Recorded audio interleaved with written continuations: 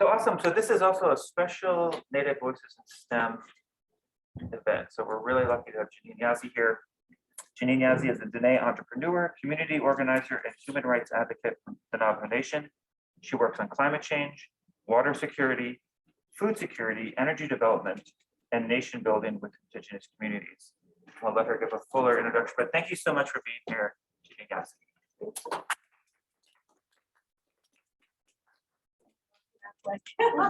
Obviously my first time in a long time being in front of a group of people. Thank you for having me here.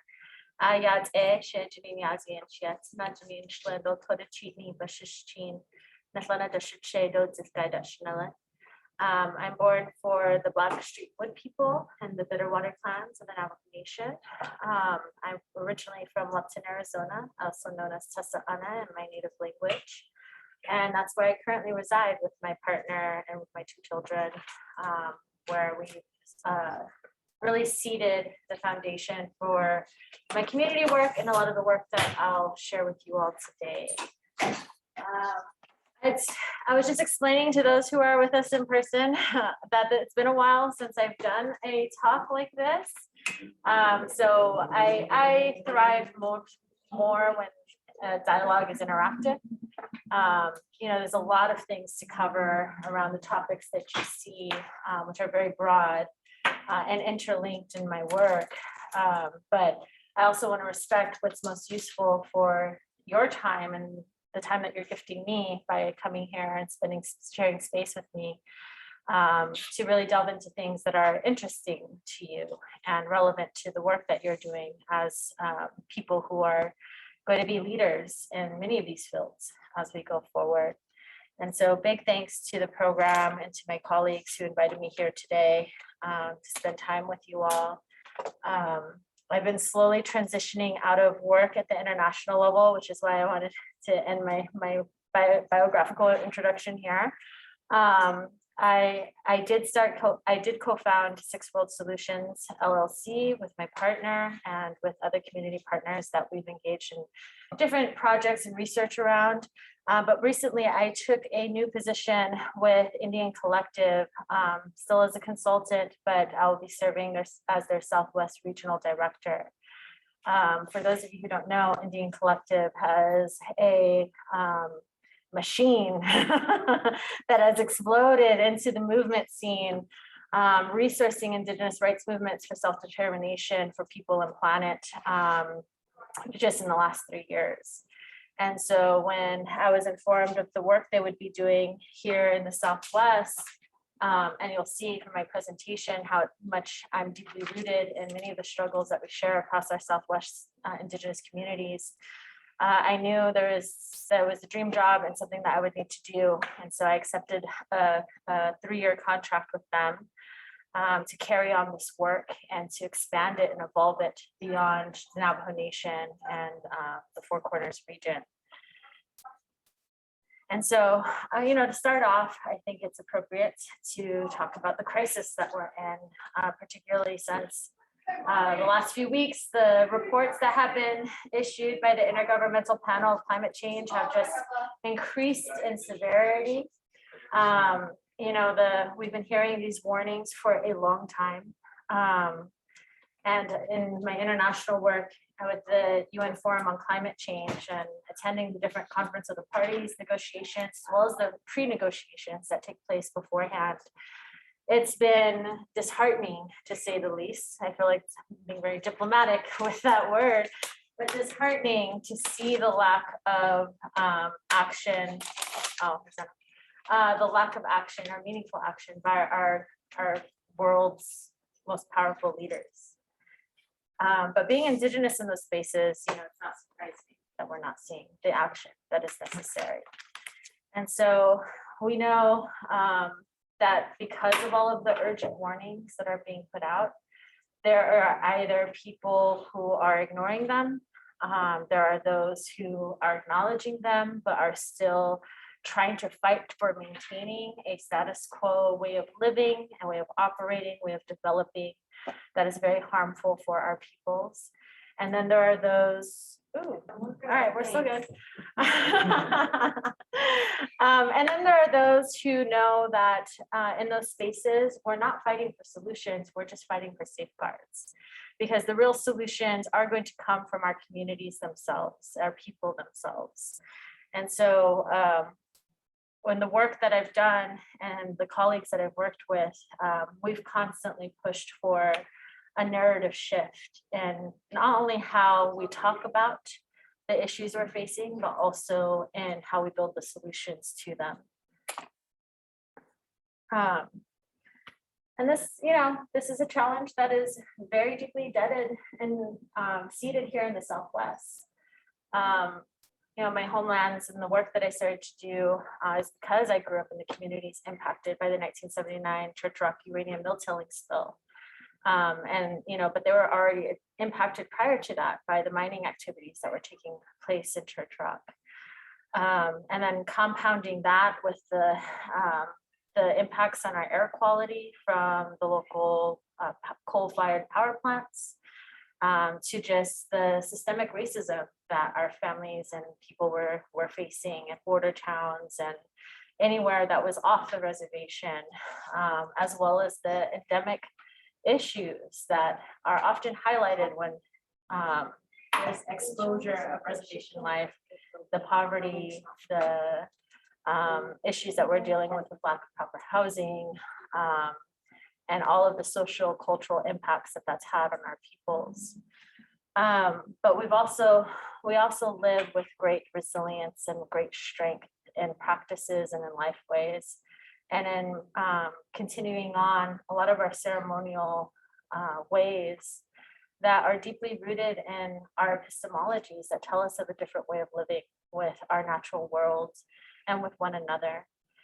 In our traditional life ways and in our traditional languages, we don't have a word for rights. You can go to any Indigenous community, and even though we're just as diverse as the lands we occupy, and we have come from many different languages and many different types of beliefs, there's not an Indigenous language that has a word for rights in the way that we understand it to be like legal rights that are, sort of crafted by these institutions and protected by governments in power. What we do have a word for is responsibilities. And a core part of our beliefs, despite where we're from, is rooted in our natural laws and our original instructions, and our responsibilities to each other and to all sacred life. And these were the first things that represented a threat to our colonizers and the people who came through and built the foundations of our states and our current legal, political, economic, and social systems to justify and legalize the theft of lands, territories, and resources of Indigenous peoples. And for a long time in our history, that was predicated on the outright genocide or erasure of Indigenous identity. And so in these ways, there's like, as an Indigenous person, we can't, there's so many different ways our struggles are categorized. I used a few of those categories as a title for this presentation. Water rights is a big battle. The battle to transition to renewable energy, energy justice, Indigenous rights, sovereignty. But no matter how many categories you create, our core existence is rooted in the fact that all of these things are connected. And that at the core of it, what we are fighting for is our way of life and our ability to evolve our cultures, customs, and ceremonial practices so that we can create a new foundation for the types of solutions that we need for the very complex challenges that we face today. And one of the realities that we're operating in is just how much our lands and our communities have been used as resource colonies for the benefit of off-reservation development. And this is why we have houses where there's no running water or electricity, and yet we have these giant power lines running across our lands and in and through our communities. This is why in some places where there is plumbing and there is running water, the water can't be trusted because it is contaminated or it's not treated properly because of this, like the myriad of jurisdictional issues that keep us from really creating the standards and implementing and enforcing the standards that we need for access to safe drinking water. And because of all of the ways that these local laws are written to the disadvantage of our peoples, the Indigenous rights movement had to move to international fora and spaces in order to create new safeguards and standards that could then be turned around and used to hold our own national governments accountable. And so I listed here some of those different frameworks and international forums that have been useful for the Indigenous rights movement. And across, I mean, I could go into more detail for some of these, but I think some of the biggest ones are the Convention on Biological Diversity, the Indigenous Labor Rights Organization, Convention 169, which was pivotal and recognizing the right of self-determination for Indigenous peoples. But the CBDs become even more important, like I said, for the very reasons that the IPCC has been coming out with all these reports for the dire situation that we're in. They have also been trying to highlight what is possible. And a lot of times that's not as reported on as widely. So I encourage people to read those reports, particularly when it comes to the recommendations, because we have had Indigenous scientists, traditional knowledge experts, and advocates work very hard to gain spaces in the IPCC process to ensure that we're highlighting the solutions that are being championed by Indigenous peoples. And so one of the ways that the CBD helps us do that is that with regards to domestic legislation, it creates this mandate to respect, preserve, and maintain knowledge, innovations, and practices of Indigenous and local communities, embodying traditional lifestyles relevant for the conservation and sustainable use of biological diversity. Now, one of our big battles was like, even with these advancements, the UN Declaration on the Rights of Indigenous Peoples was always necessary because the language is very important in the Biligana world. The written word is very important in the white man's world. It's something we've learned very hard throughout history because it means something. Whereas with Indigenous cultures, spoken word is very important and it's very sacred. What you speak can lead to creation and manifestation. And one of the battles that we've had is that this convolution of Indigenous and local communities can mean a lot of things. But our peoples fought for decades on the international level to be recognized as Indigenous peoples, because through international law and legal frameworks, peoples is the designation that gives us the right to self-determination. And so we don't like shorthanding that because that battle was hard.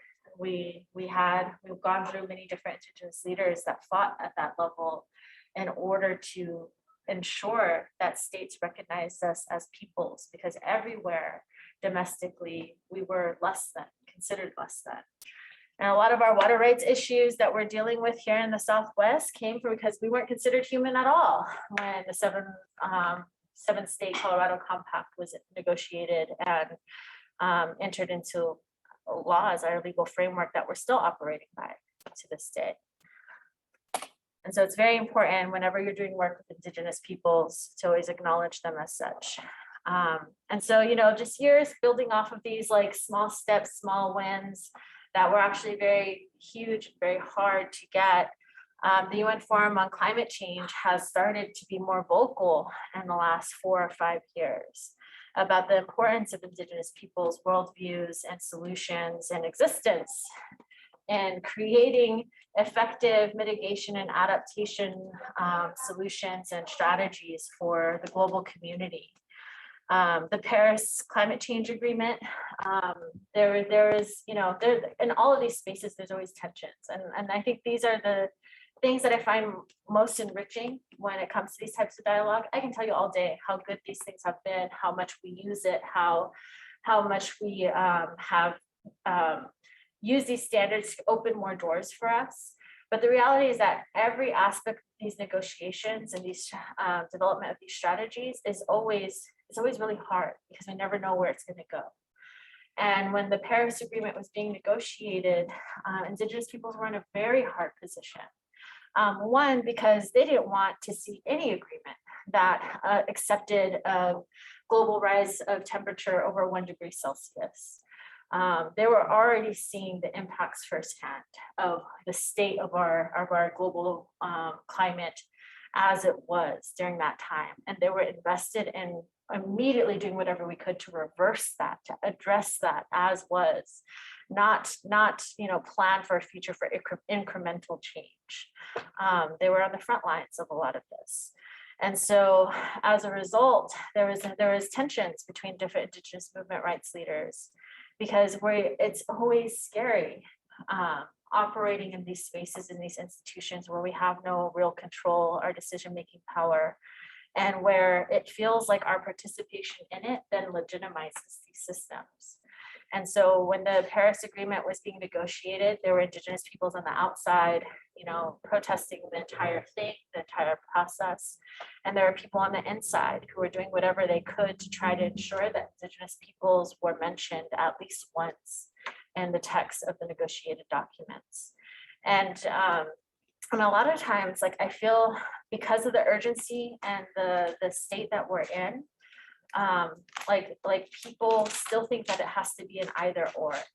But what we see and how we benefited from what took place in those struggles is that both movements were necessary. We need a diversity of tactics in how we engage in these systems, because no matter what, there's no perfect system that exists yet to create the pathway forward that we really crave and want.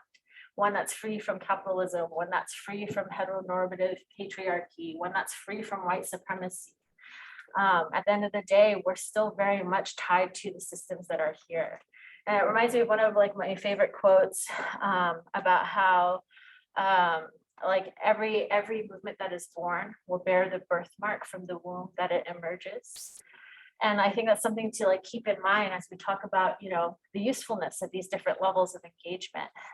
We also have to be practical that a lot of the work we do now may not really show us the fruits of those labors, but we're doing it for the future of our peoples, for those who have yet to be born. And everyone has a role in birthing that new world into being. But, again, because the movement on the inside was successful in getting mention of Indigenous peoples in the preamble of the Paris Agreement, that gave us a crack in the door to keep pushing. And so subsequently to that, as states were negotiating how they uphold the Paris Agreement, we used that movement to continue to talk about how they had an obligation now to also figure out how Indigenous people centered in that approach. And so with that mention in the preamble came the development and the establishment of the local communities and Indigenous peoples platform. You see a change there, right? Went from Indigenous and local communities to Indigenous peoples. And then that was a hard negotiation as well. But in adopting that, this is what really created the language around how important traditional knowledge systems are and what they actually mean, right? The knowledges, technologies, practices, and a lot of, I think in these negotiations, they really push to also get Indigenous sciences recognized as part of this, but technologies was the compromise. And the efforts of Indigenous peoples relating to addressing and responding to climate change to facilitate the exchange of experience and the sharing of best practices and lessons learned on mitigation and adaptation in a holistic and integrated manner. And I like this paragraph because this is a lot of the ways that we do our work at Sixth World Solutions. We engage with our local universities and institutions and communities to try to create those pathways through experiential projects to get people to see the whole entirety of the problems that we're dealing with and how we need to approach the situation for effective and holistic solutions. And so those standards that have been created by the UN Declaration of the Rights of Indigenous Peoples is what really has helped us domestically come up with the language and frameworks and approaches to create that inform the Indigenous movement when it comes to sustainability and environmental justice. A lot of this because like if it wasn't for the UN Declaration, we wouldn't be using as much in our local movements the free, prior, and informed consent standard, right? That's almost like that's in almost every level from the grassroots to the national Indigenous rights movement now. You see these standards being used and this language being normalized when we really didn't have that prior to the UN Declaration being ratified. The free, prior, and informed consent standard, for example, comes directly from the experience on Navajo and Diné when Roberta Blackcoat was one of the original drafters of the UN Declaration of the Rights of Indigenous Peoples, and she was also a matriarch from Black Mesa who resisted the relocation of her people and her families. And so she fought very hard to make sure that free, prior, and informed consent was integrated into the document as a standard to prevent any more forced removal of Indigenous peoples from their homelands from now into the future. And so several, there's so many great articles in the UN Declaration. I use them all the time. I encourage people, especially tribal leaders, all the time to use this document. But there's a really interesting thing happening right now on Navajo Nation with regards to protection of Chaco. And so there was a major win for many grassroots Indigenous groups and environmental groups when Secretary Deb Haaland, proclaimed the 10-mile buffer zone around Chaco Canyon and put a 2-year moratorium on further oil and gas leasing in order to figure out how could that 10-mile buffer zone really work, and created seeds for possible co-management of that space by Indigenous communities that consider Chaco to be sacred. And the Navajo Nation is now using an argument that she violated their free, prior, and informed consent, and that they never agreed to a 10-mile buffer zone, that they would prefer a 5-mile buffer zone, because the Latis on the Navajo Nation, some Latis, I need to emphasize, do want oil and gas leases. Now, the reason why this is a problem is because it completely convolutes the whole issue, right? The 10-mile buffer zone only applies to federal lands. It does not apply to any of the rights of individual Latis or of the tribe. And so technically, if the tribe wants to develop on their own leases, on their own lands, they could still do that. The buffer zone does not take away that right.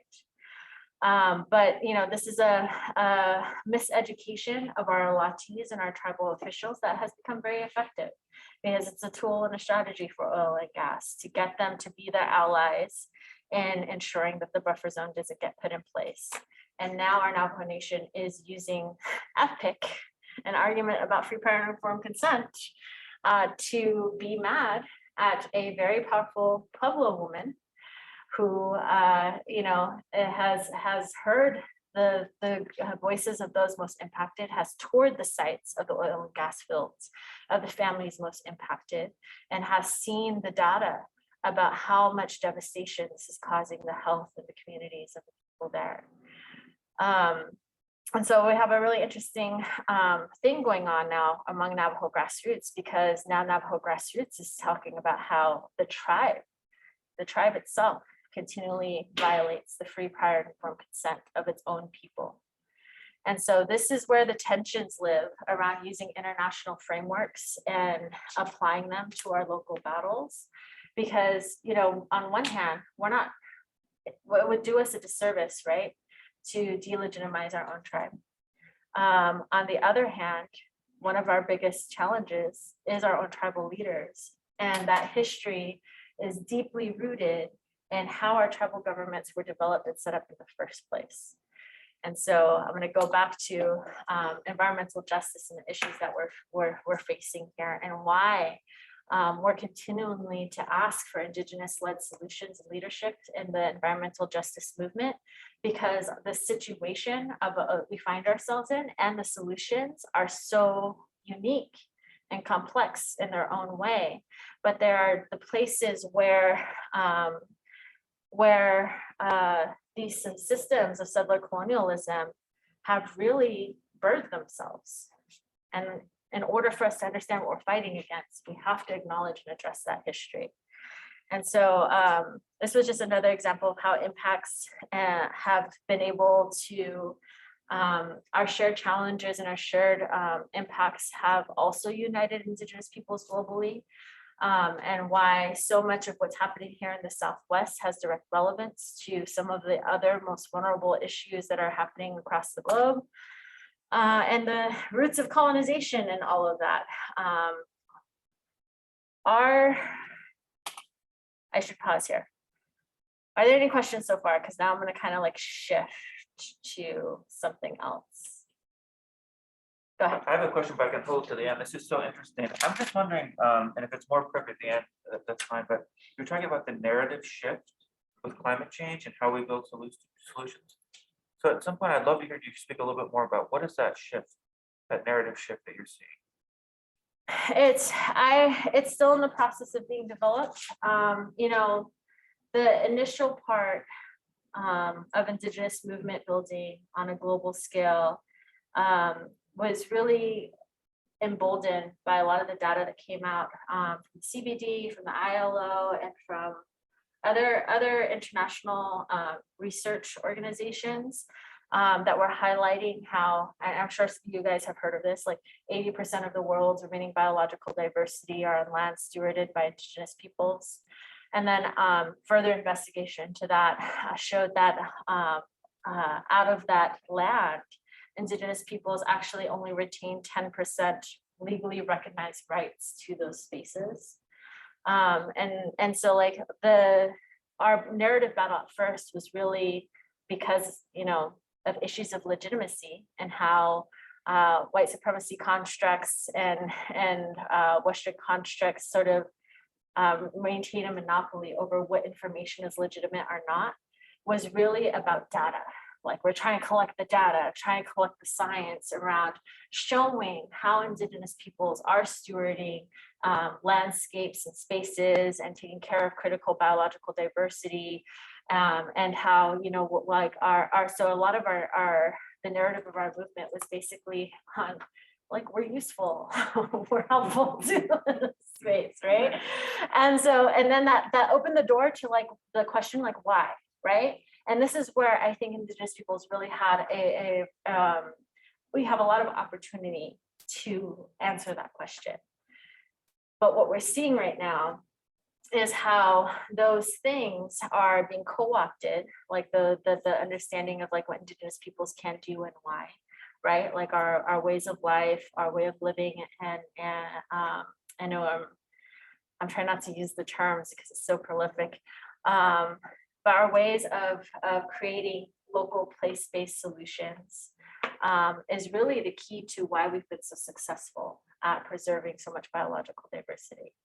But now we have a movement globally for nature-based solutions, for rights of nature, for creating and developing personhood of like of different natural resources or river systems.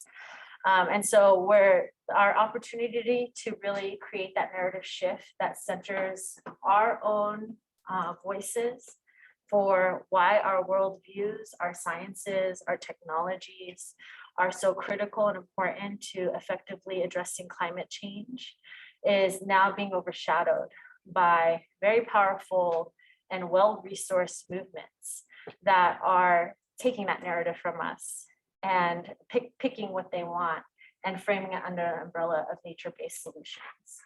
And so you'll see this increasingly happening among universities and among philanthropists and philanthropic organizations and governments even. You know, they're all investing in nature-based solutions. But when you break it down, it's, and it's the reason why it's a harmful co-optation is because it takes certain elements of what Indigenous peoples have been fighting for, you know, like recognizing that nature is important, is central to our existence. And it kind of like, it still fits it into a framework for that privileges the goals and aims of development, and the powers that control what development takes place and where. And so that's one of the different ways that we're challenged in creating that and creating that narrative shift, but we're still building up the mechanisms to do it in our own terms.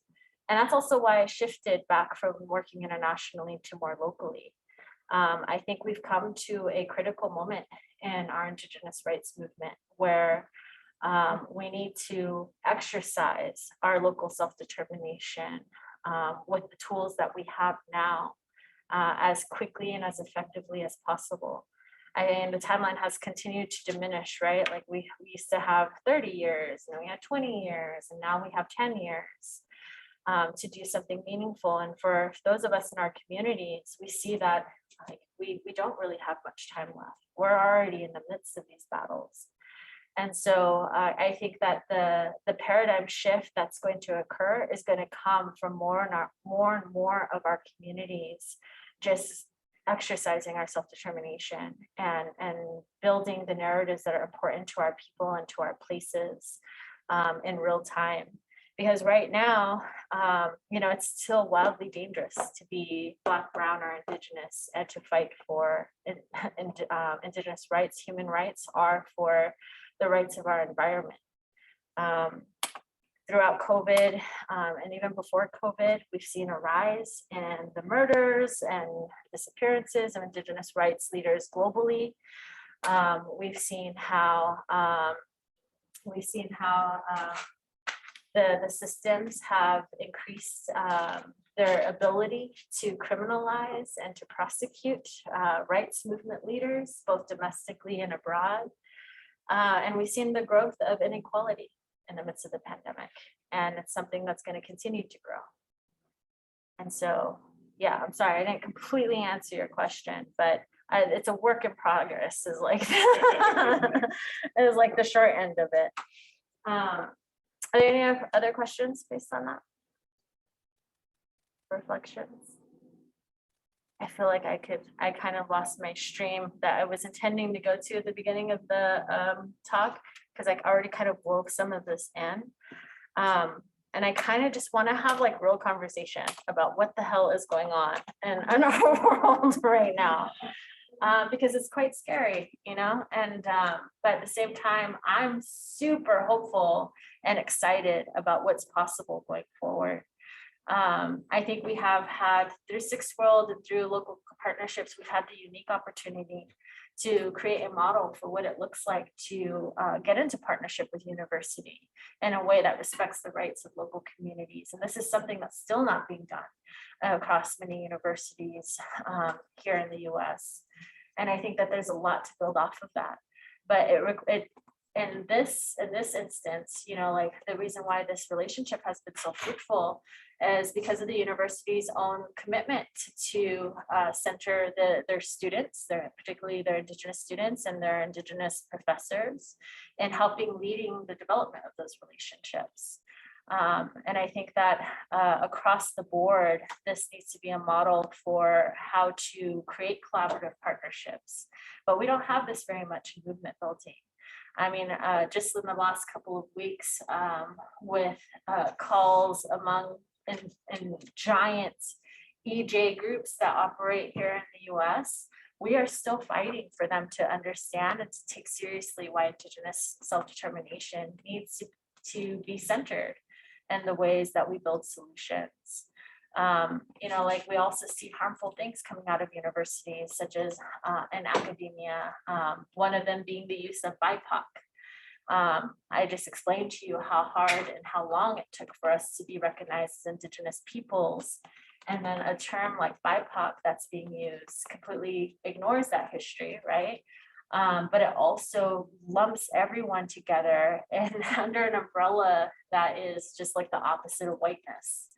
And so those types of things, as well-meaning or well-intentional as they may be, actually erase not only the struggles and the histories, but also the necessary solutions and healing and justice work that needs to be done in order for us to achieve a just and equitable and regenerative future.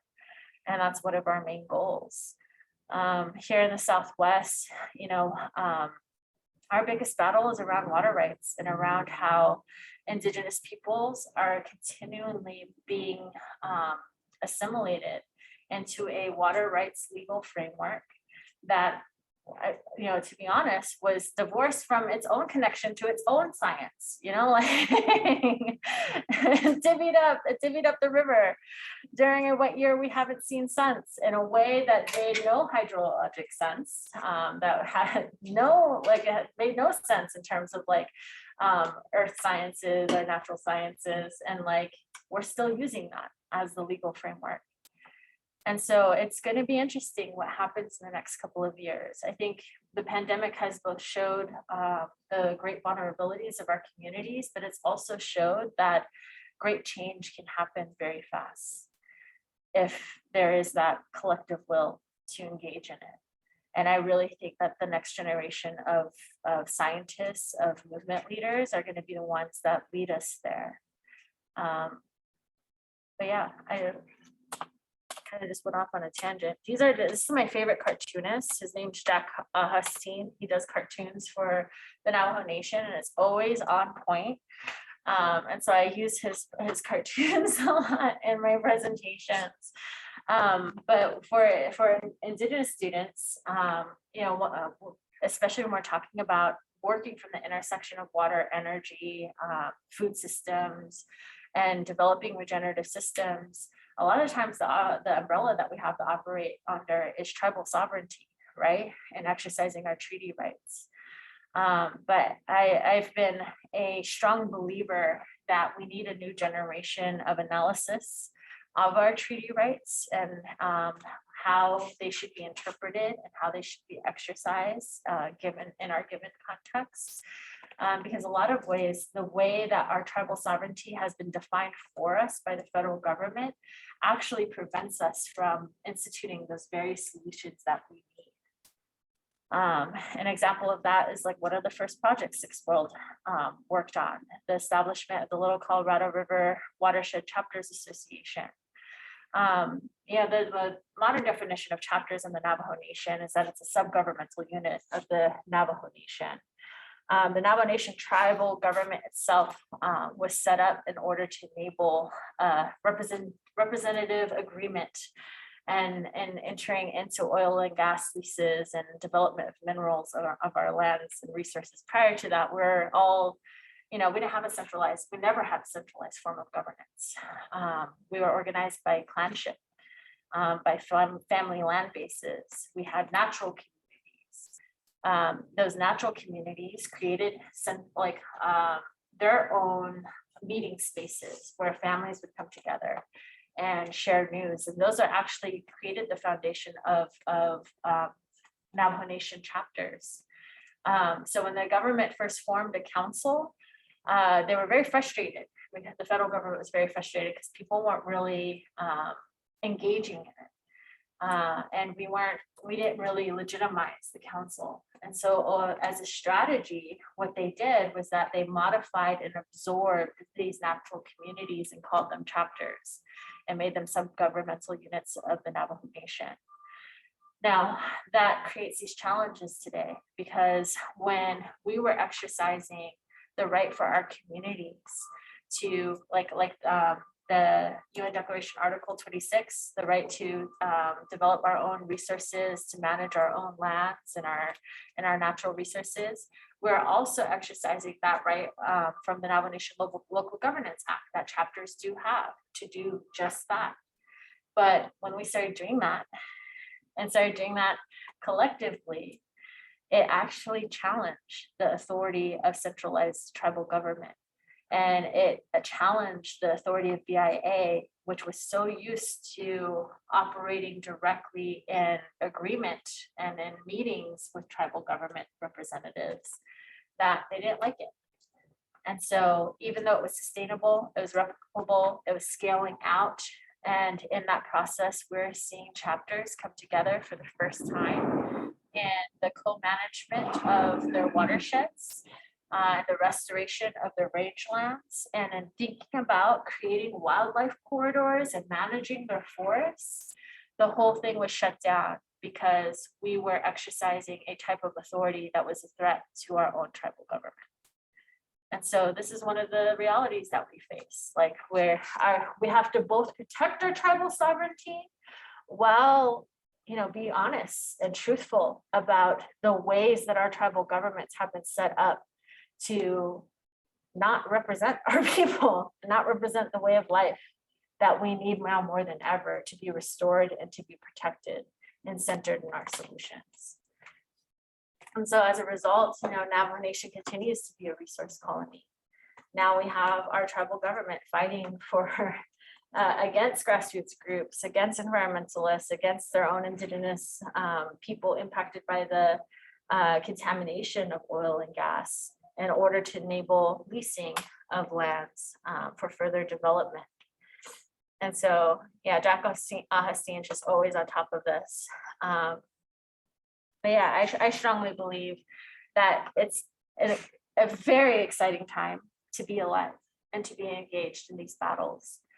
It gets overwhelming because we are fighting on so many different fronts, but just as much as we've inherited so many of these battles, we've also inherited so many tools and gifts and insights and wisdoms and resilience that's necessary for us to imagine a different future and to think outside of these boxes in ways that we've been conditioned. And I see it happening every day. And so, oh, okay, I came to the end of my thing. I have no concept of time. I was trying to keep track of my time and I didn't really do a good job of that. But yeah, there's a lot going on right now. And I'm really excited to talk more in detail of like what aspects of work you guys find most challenging or most promising and what you've been learning and what you've been doing. Because I really think that we continue to evolve our tactics through the co-creation of knowledge. And that's one of the most powerful things we can do. Yes. Can you talk about one of your Sixth World Solutions projects and kind of like how it ripples out and affects and ties into each and every other issue that you've been addressing throughout your career?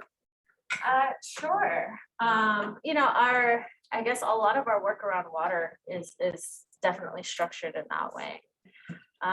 You know, like I said, we started the Little Colorado River Watershed Chapters Association, and that one really enabled us to weave together different aspects of work we're already doing. Because we still, like when I first started the organization, I literally just showed up to communities and it was just like, what can we do to help? You know, like, and it was like things like grant writing, things like putting together a chapter resolution, and just doing those things really helped us see and understand more the intricacies of the structure of government and why there were certain processes being adopted by our communities.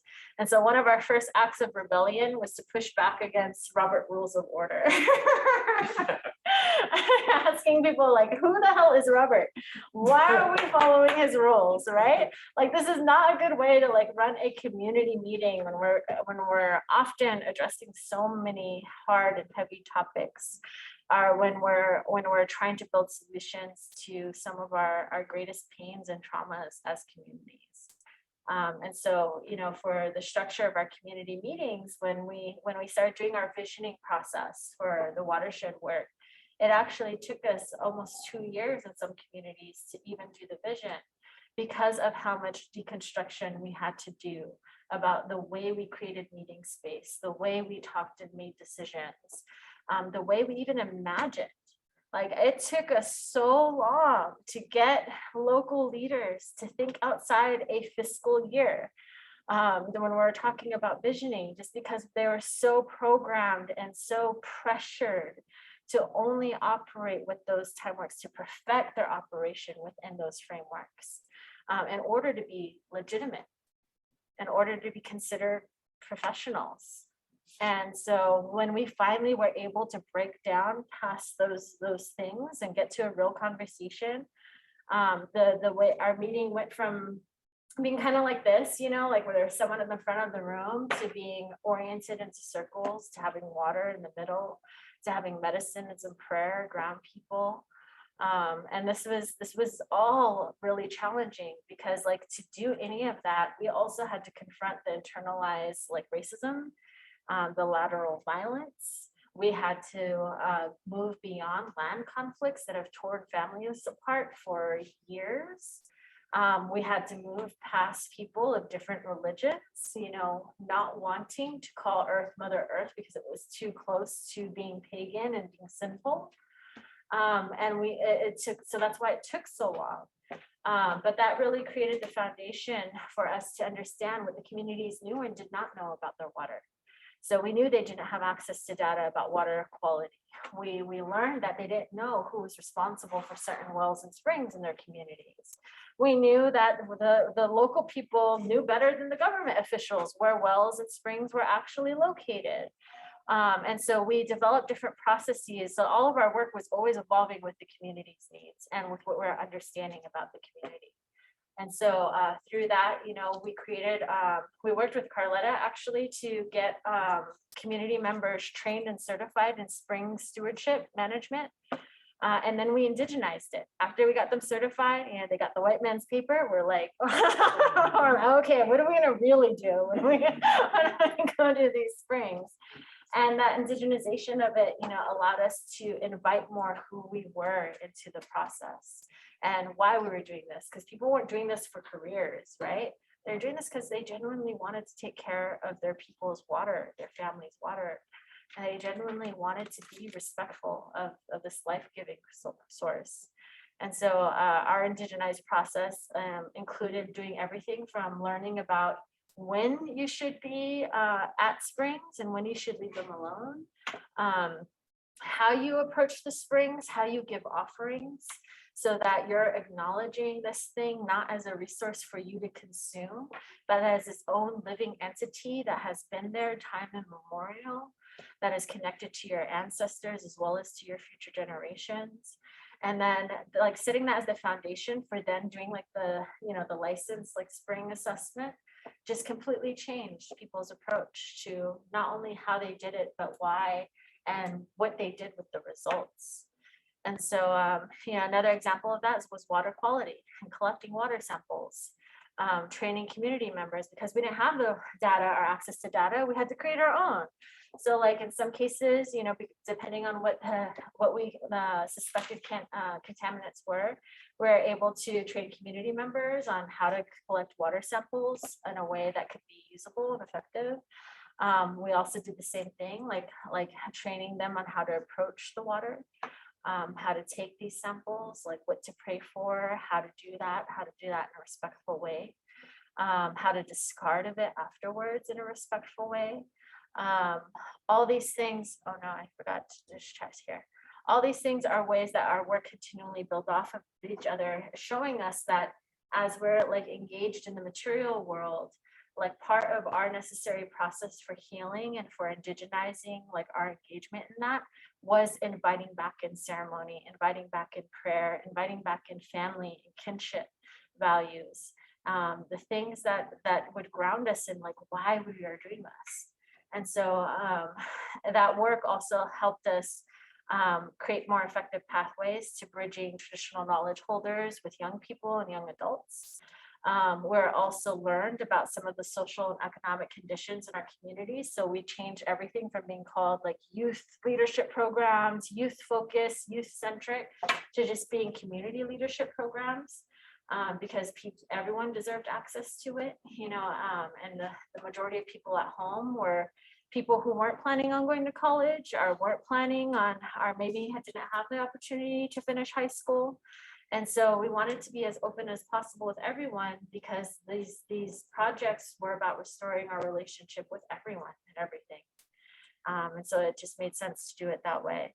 And so all of this kind of builds up into informing, you know, especially with the pandemic, how urgent it was to get solutions to off-grid homes that were never going to be connected to a power line or a water line just because they were so rural. And there's no way like any tribe, state, or other entity was going to invest in like multi-million-dollar projects to get water to a house, you know, 20 miles from the nearest water line. So that's where our partnership with U of A came in to explore the development of solar nanofiltration systems and solar UV filtration systems that could be set up at the household. All the work that we've done prior, you know, and building community participatory processes is which helped us, you know, really narrow down what families would be great for pilot projects, because we wanted families that would become thought partners, you know, we'll be able to give feedback that would help us improve the design and the structure and the deployment of these systems. We recruited our partners, Parvana and Rhiannon, because we knew there were solar technicians who were trying to build their own business and as solar technicians. So we wanted to incubate and invest in them as like our core designers and help them pursue that goal. And so they've just been phenomenal in the process of this, but it's also been good for our community members to see such young people engaged in bringing these solutions. And so the future of that is that to scale that out, we really want to start manufacturing those systems on the nation, to bring in more people in the design of that, our unemployed welders, our electricians, our other technicians, our traditional knowledge holders, to think about all of the ways these could be structured and stored or evolved to meet the needs of not just the household, but of growing small gardens, of being able to shower in safe, clean water for many of our communities who are reliant on water that is heavily contaminated with metals or uranium. And so, yeah, like hopefully that can also lead to nationally us and our policy work to open up the qualifications for projects like this to access available federal and tribal funds. Right now, so much that is available for clean drinking water infrastructure only goes to like water utilities. And you know, the one water utility that we have in the Navajo Nation is Navajo Tribal Utility Authority. And so I've been working with a group on the national level that has been working very hard to open up those qualifications so that they can be directly received by community-based organizations.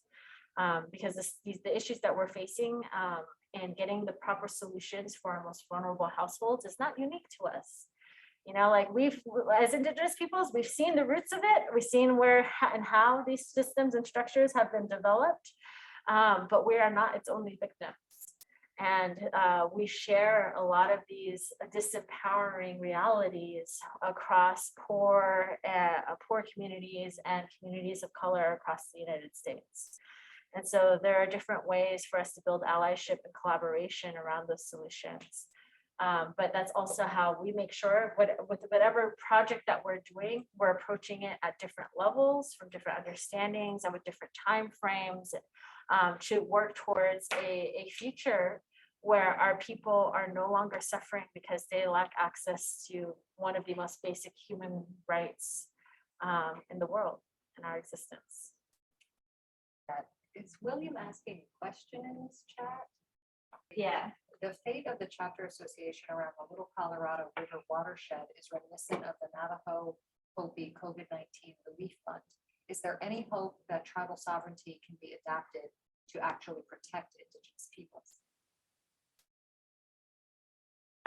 So Navajo Hopi COVID-19 Relief Fund, I think, is still going strong. So I don't think we haven't shared the same fate yet. So I hope they can be protected from that. But yeah, I think that's the biggest hope I have as an Indigenous rights movement, that that is the next step for the Indigenous rights movement in general, as we have to challenge and push back against the way tribal sovereignty has been defined for us and define it for ourselves. One of the things in our treaty for the Navajo, the 1868 treaty, even though we've had a treaty before that, the Treaty of Guadalupe Hidalgo, with our 1868 treaty,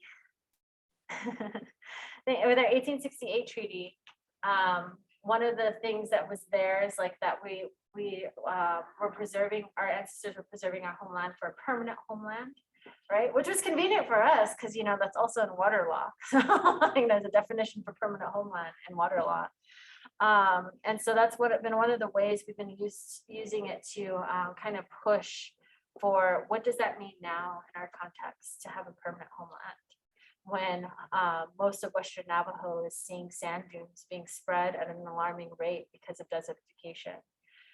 When we look at maps of our watersheds and our water resources, and we're surrounded by uranium contamination, by contamination from oil and gas and from abandoned coal mines and mineral mines all throughout the upper reaches of our watershed.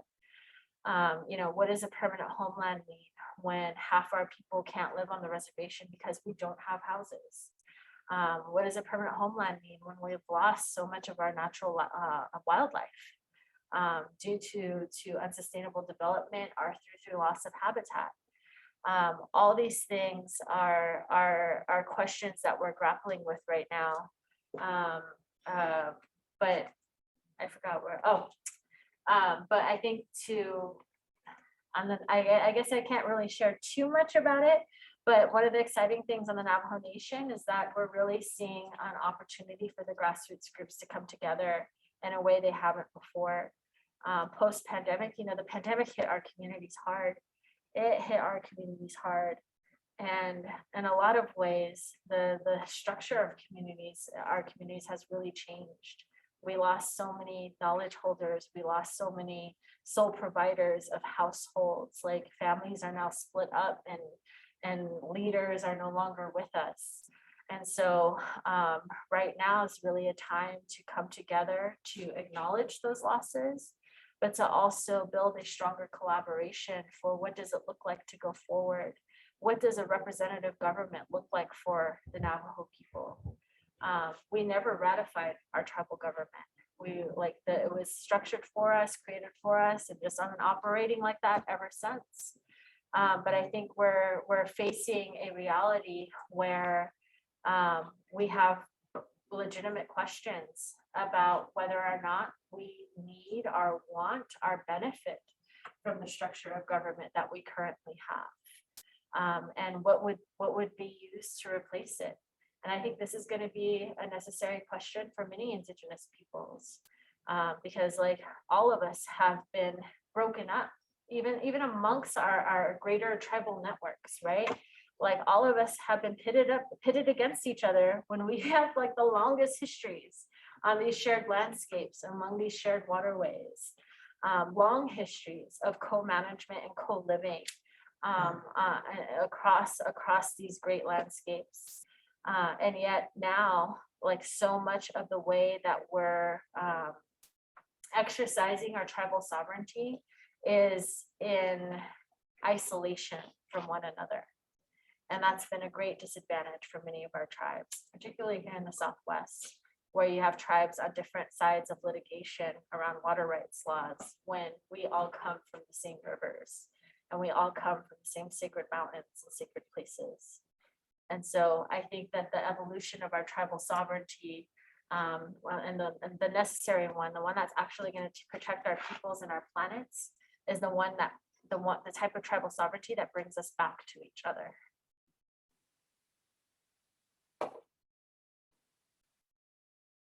Well, heck yeah, Janine, for all of that. It means a lot and very emotional at the same time too. So, but just thank you for sharing all of that.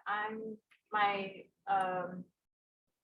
degree isn't really hard STEM. It's like planning or urban planning, but I mean, hopefully that can lead up to tribal planning, and that's the goal. But I mean, either way, a lot of planners' work focuses a lot on like kind of resource management, but more of like system management with people too at the same time. So we work with like people in food, people in water, people with like waste management and all that stuff too. So like it's just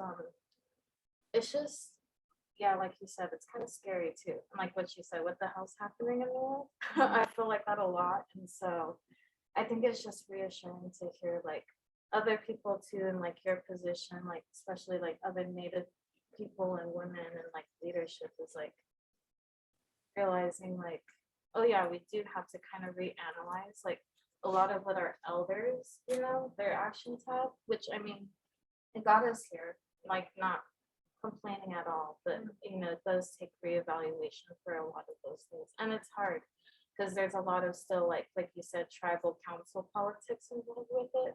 And so I think like, and meeting PV warriors too, we just like, just our conversations with me and them, like it was just like very like, it was very real.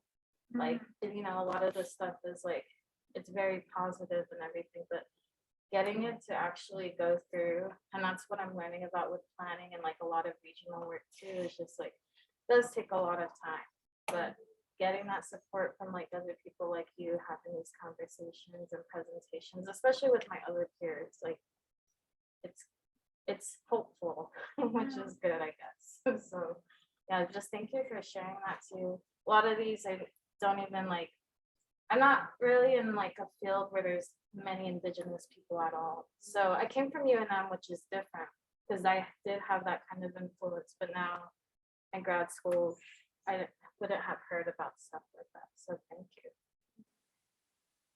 Thank you. Thank you for your comment. Planning is very important. It's actually, so I don't know if you've seen the Diné College like paradigm, like they tried to break down some of like our core epistemology as Indigenous peoples and turn it into like the 4 directional praxis. And it's kind of similar to a lot of tribes that are doing their own cultural like reemergence and frameworks for education and for other professions.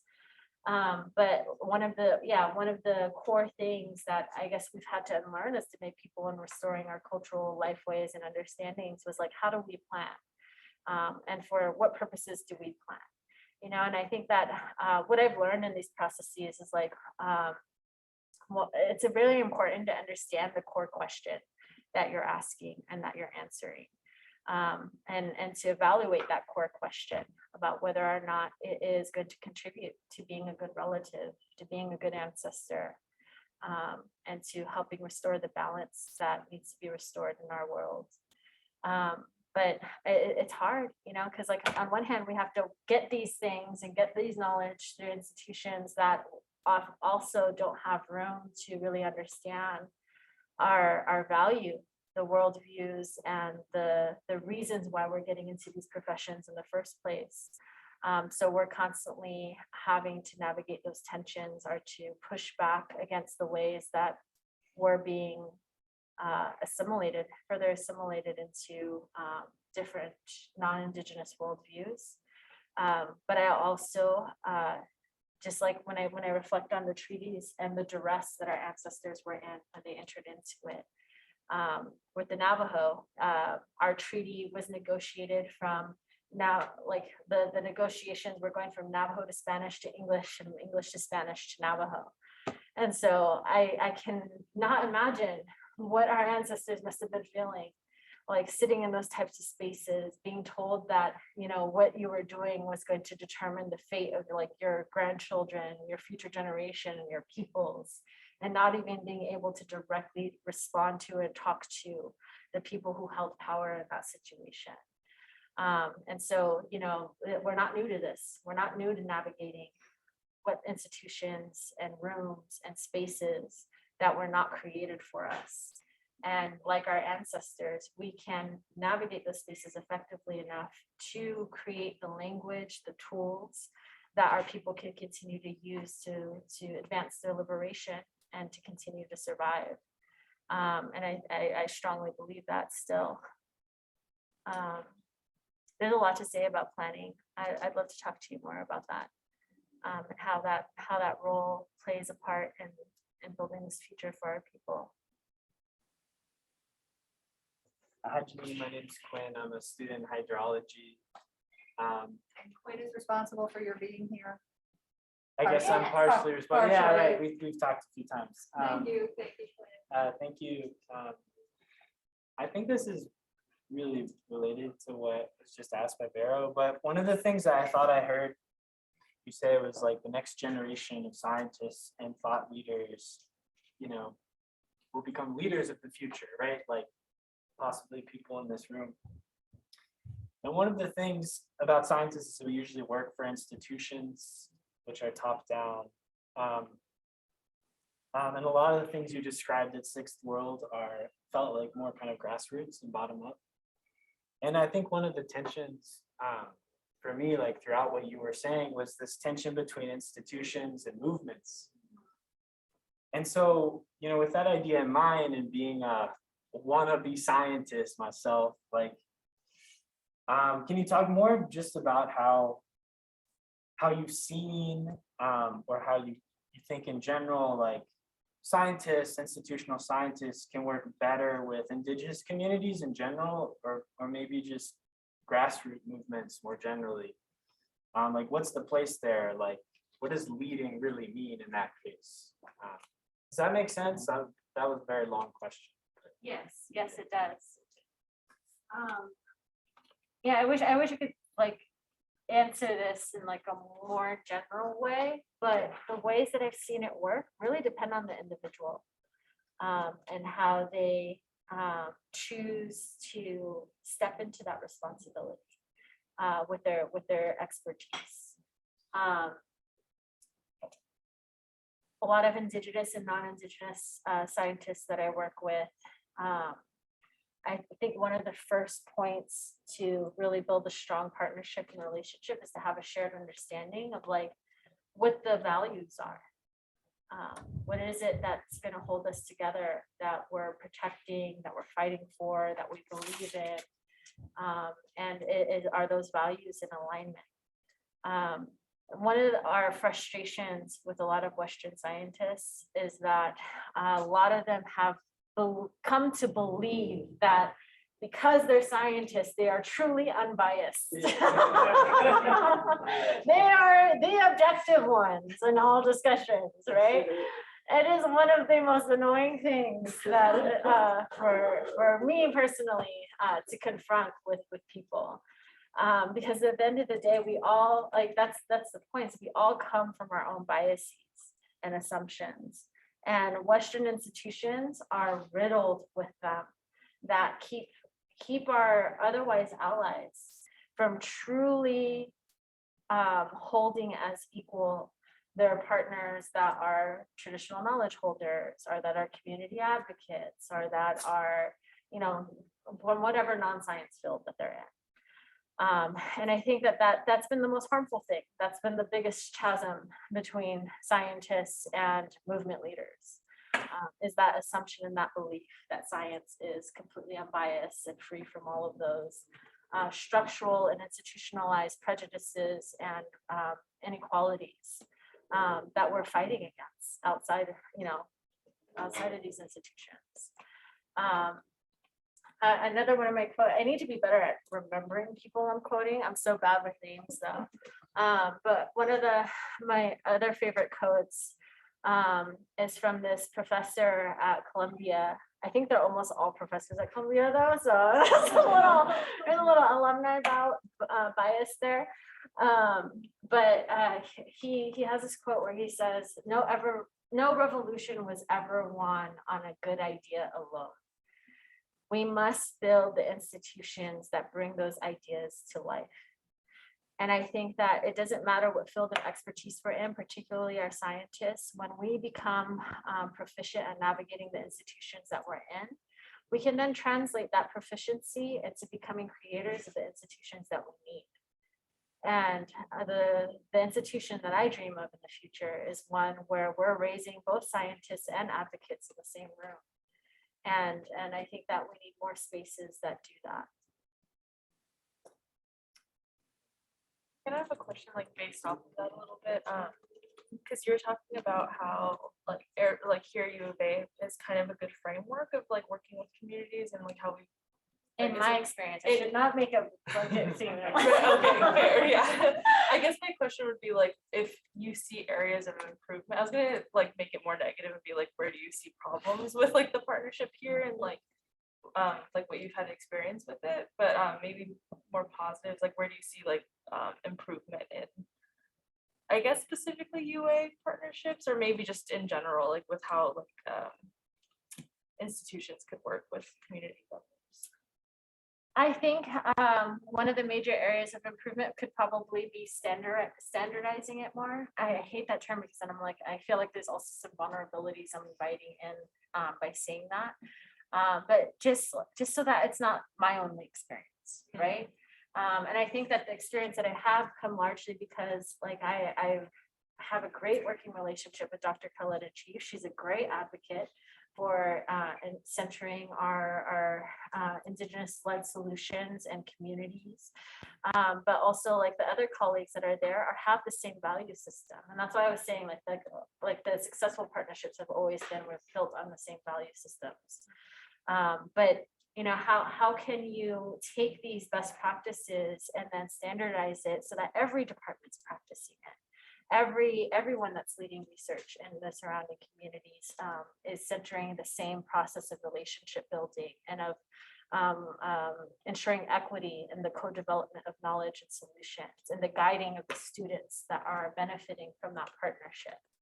I think those are all things that I don't know if it just came naturally to us, Dr. Chief. I wish you were here. I know that in a lot of my work, I was very intentional about that and how we engaged with the university and how we engage with interns because of my own commitment to upholding the rights of Indigenous peoples and what those standards and frameworks do look like. But it's definitely been so much better than what I've seen with other universities, where that's not even really a conversation. They don't think anything about Indigenous representation or having them help design like research projects, like they always have a good idea of what research needs to be done in Indigenous communities, and then they get their community partners. But from that point on, it's just a top-down process, right? But I think with us, like it's always started from like a shared understanding of what the problems are and then what their approach needed to be, and creating community participatory processes throughout the entire engagement strategy. I think there's also been a lot of trust that was really important. And like, I don't know how to standardize trust, right? That's why I was like, I want to standardize, but there's some things that are, maybe we need to think more about like how that could be better improved and made a part of the experience, so like being trusted on one hand by like the university partners to be able to just do what needed to be done and organize the community in different ways and like build off those relationships with community rights holders. And then vice versa, trusting that once that groundwork was set, that the university partners would come in, whether I'm there or not, and honor that relationship while they're engaging with the community. And so I think that in terms of improvement, it probably needs to be extended across the culture of University of Arizona and embedded deeply in how students and researchers are trained, particularly since, the whole campus is built in the middle of Tohono O'odham and Pascua Yaqui lands. And the satellite offices also very much have a role in that. And I think that would be the first step to then having bigger dialogue about larger cultural shifts that need to happen within the university to be more equitable to the Indigenous peoples that still live here.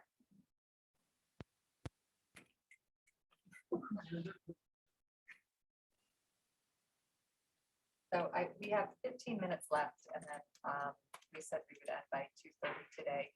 So you mentioned a couple of times the idea, these are my words, not yours, about kind of jobs creation and financial security. And so how are those concerns woven into the grassroots efforts that you started and some of the larger conversations? Because I can imagine that the chapter houses and the tribal government wants to promote financial security to some extent. That might not be the gold standard like it would be in Western society, right? But that is obviously that is a concern. You've mentioned it several times during your talk. So I wonder if you could talk a little bit more about how that concern is woven into your work. And in a hodgepodge of ways. We're really we're like rebels of like community development. It's like I feel like we're like always like pitting different pieces together to try to make things work. But workforce development was one of those key phrases that we first learned when we started engaging with chapters. They're like, we need jobs, you know, like we need to like prepare people for those jobs. Like we need capacity building. We just need to get more people employed. And so it was one of the first things that we made sure to try to integrate into different things like job training, our creating new positions, our facilitating job trainings for community members. You know, we've had so many different experiences with it. One of the tensions I have to grapple with all the time is like to do like workforce development and job training, then you have to kind of come from a viewpoint where you know, we're furthering like the assimilation into corporate capitalist like economies, and we're like, you know, further building our dependency as we're trying to help people get financial independence on these systems, and that's one of the things we're still really grappling with. And why I've really, you know, Indian Collective didn't have to fight so hard to get me on board. Because with Indian Collective, you really do see the development of a mechanism that both holds that corporate capitalism needs to be dismantled, and that capitalism itself is destroying itself and it's going to go away someday. But that right now, we also have very real material conditions and needs that require resources.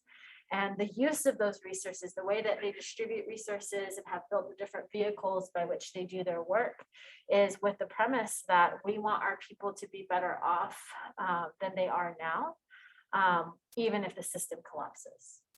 And so when we start to build our own theory around workforce development, one of the things we pushed back against right away was that people needed to work towards getting more degrees. I'm saying that if in an institution that builds this job, making degrees. Not to say that we regret, you know, creating the pathways for people who ended up joining the U of A family after they worked with us, or who, you know, come to work with us after being a part of U of A. But for most of our community members, that just was not a reality, right? So much of workforce money and of even like scholarship support were for people who had a high school diploma. And in some places, some of our communities had as high as a 60% dropout rate from high school. And those people were still in our community. Some people were just so connected to their families and were taking care of both their kids and their grandparents. I forget what they call those generations, they're like the in-betweens, the sandwich generation, yeah. And so they had no desire to leave to go to a university and dedicate 3-4 years to obtaining a degree, even if they were interested in science, if they were interested in planning or in management or in other things. And so we wanted to make our workforce relevant to those people. Our trainings, the way that we resourced them, the way that we paid them. One of the things we did with the LCR when we structured it, like even the whole hiring process, we played around with. We allowed community members to have a lot of control and say over who they wanted and what qualities they were looking for beyond skills. And when we finally got down to it, it was beautiful the way that they would look for heart.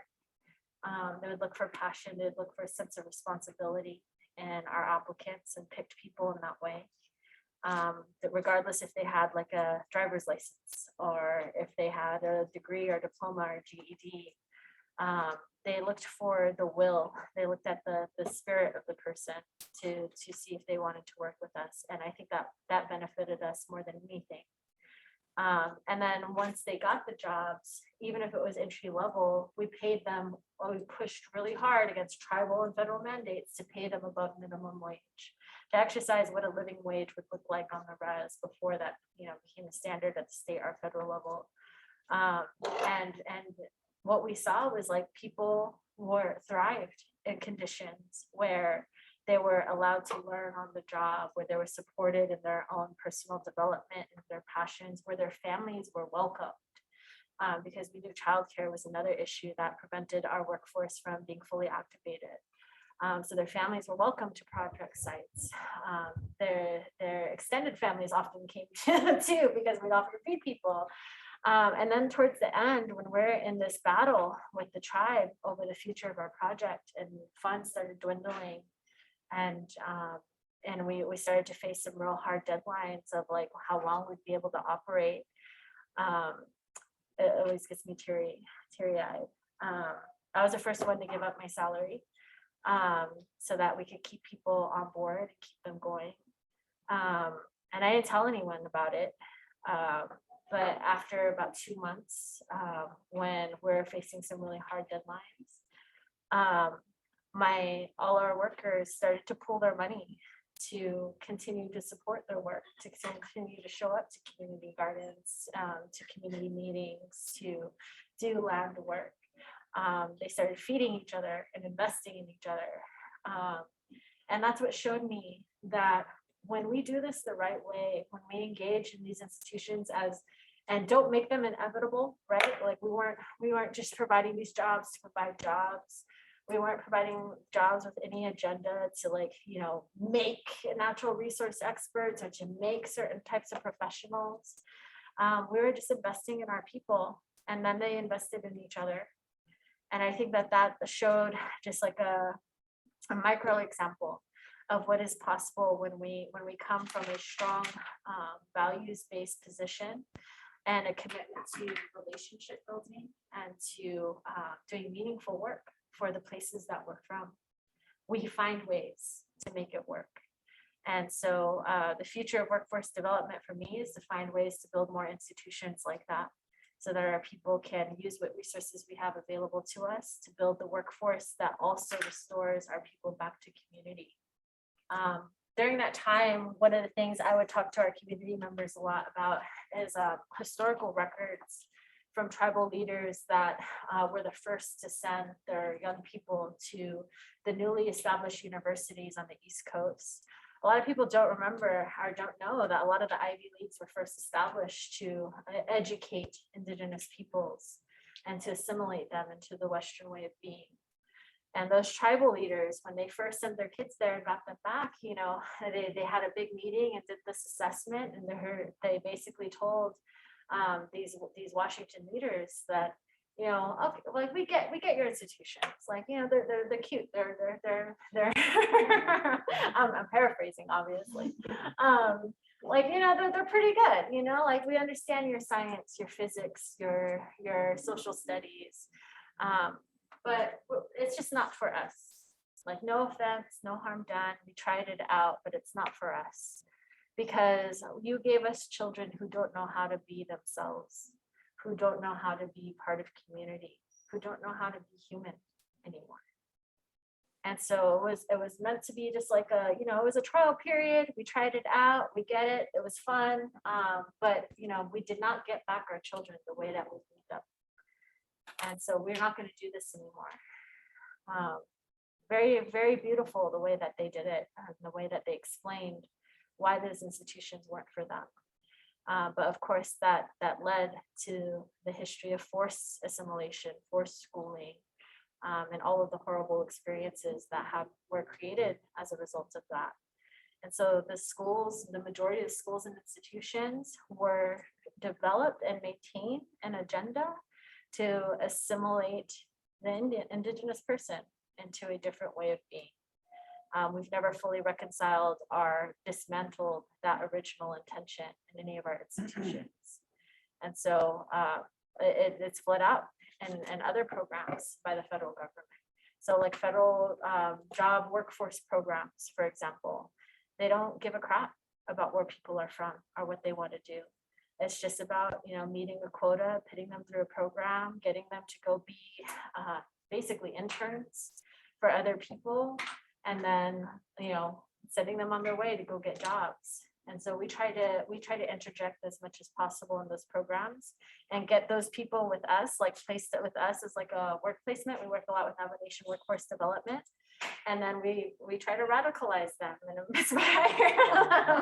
inspire them and empower them. about skills that aren't just about their job, but that can help improve their way of living in their own communities.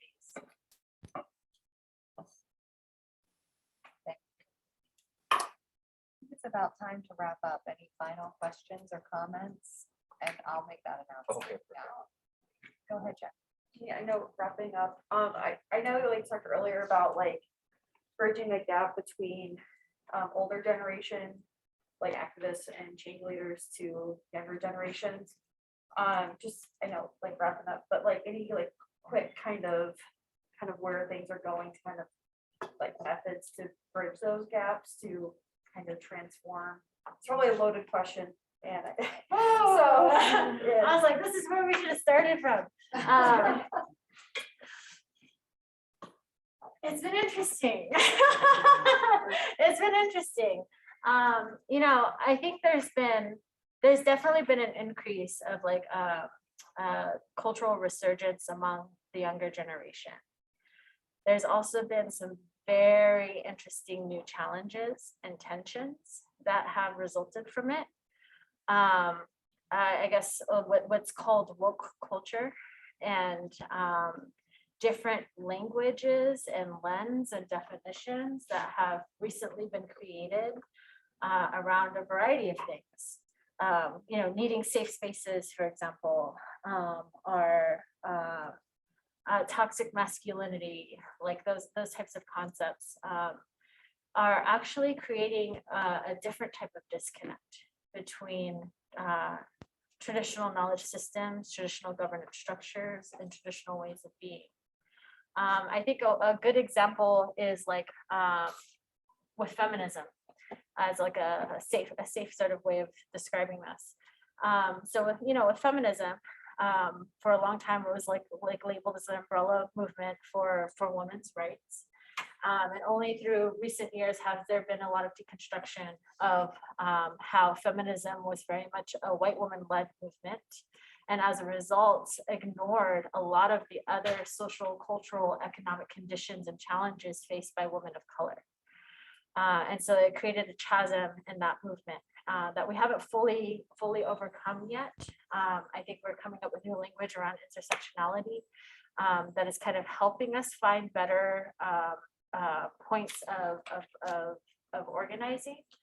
But one of the things with Indigenous feminism was that what made it difficult to be part of the feminist movement was that so much of how white feminism was structured in terms of their conception of what equality was and what rights and power was, just further upheld heteronormative white patriarchy and the systems that we were battling.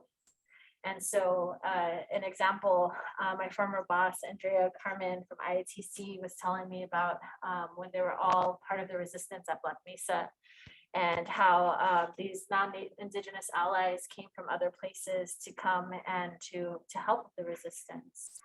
And the white women, they were given roles and assignments, and they told them, "Oh, go help in the kitchen and help cook for the community," right, where the other Indigenous women were. And the white women got mad, and they were like, "We didn't come here to do no like gender-based roles, cook in the kitchen," right? And they're like, "We want to be the guards, like give us a gun, we'll be security guards, we'll go on patrol duty." And then the women, like the Native women, the elders were looking at them confused, and they're like, but why would you want the least important job? They're like, the most important job you could do is to help nourish and feed our people so that we can continue to fight another day. It's a sacred responsibility. They're like, the ones that are useless are the ones we sit out there to be on lookout. And it was just like a clear example of that disconnection, right? And so the same thing is happening in our communities and in our movements when we're talking about bridging our elder generation with their younger generation. I don't know what it is. Like, we're so programmed to fight in like a binary way. Like you're either with us or you're against us. There's no room for understanding the history and the different contexts that our elders were raised in. There's no room for dialogue. And so a lot of the things that we may do that's traditional, like wearing our skirts at ceremony, is being pushed back against as something that was given to us by the men, you know, like as something that is indicative of toxic masculinity, our toxic femininity. And the reality is that we have our own cultural teachings about it that predated these binaries and these gendered norms. We have our own understandings about those practices. And not to say that they're immobile, or they shouldn't evolve, or they shouldn't change. But we do need to come from a different place in these conversations between the younger generation and the older generation about how do we overcome these tensions so that we can create new cultural ways, because that was what was denied us when our cultures were taken from us, when our languages were taken from us. We don't come from a stagnant way of living, you know, like that. Our traditions, our epistemologies, these things were never meant to be set in stone. They're supposed to evolve our way of life and inform our way of life and our relationships with land, with people, with place, as it has changed throughout time. And we have that responsibility now. And so that's one of our biggest challenges. And how do we create those dialogues and that way of transferring knowledge? When right now, so much of the new language used by young movement organizers is pitting them against traditional knowledge holders for reasons that traditional knowledge holders aren't responsible for.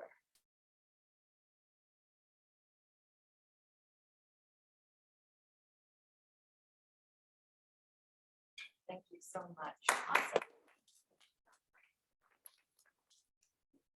3 minutes over. 3 minutes over.